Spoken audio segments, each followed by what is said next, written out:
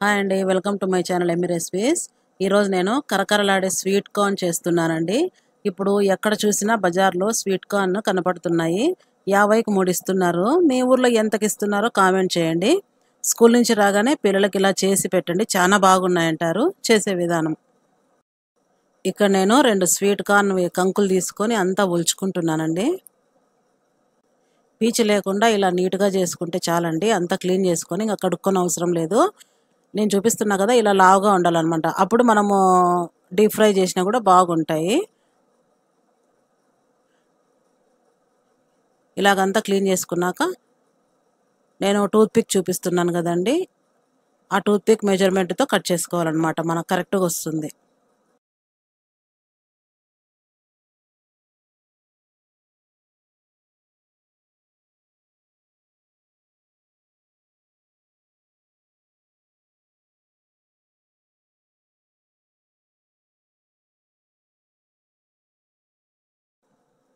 ఇప్పుడు tooth pick అండి నేను చూపిస్తున్న విధంగా స్ట్రైట్గా గుచ్చండి.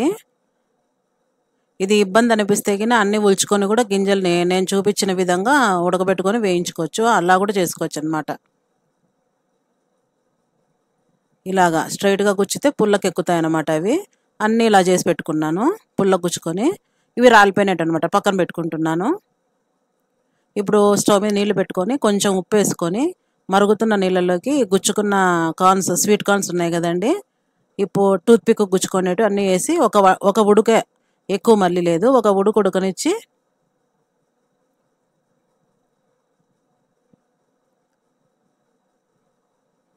ఇలాగనమాట తెరులుతుండగా స్టవ్ బంద్ చేసి ఇంకా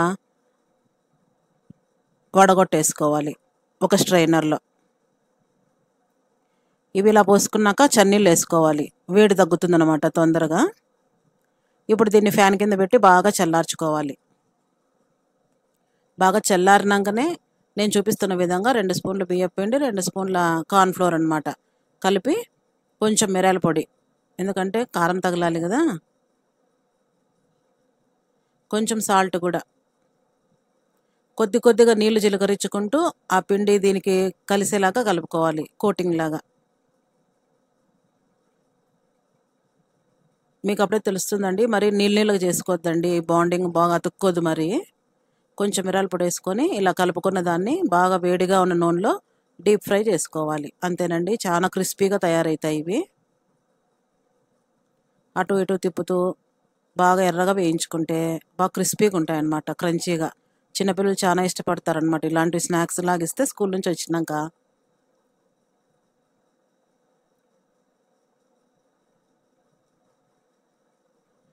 ఇలాగన్నీ వేయించి పక్కన పెట్టుకున్నాక తగినంత కారము, కొంచెము చాట్ మసాలా కలిపి దీని మీద చిలకరించి బాగా కిందిది పైకి కలిపేలాగా కలిసేలాగా కలుపుకొని ఇంకా సర్వ్ చేసుకోవడమేనండి.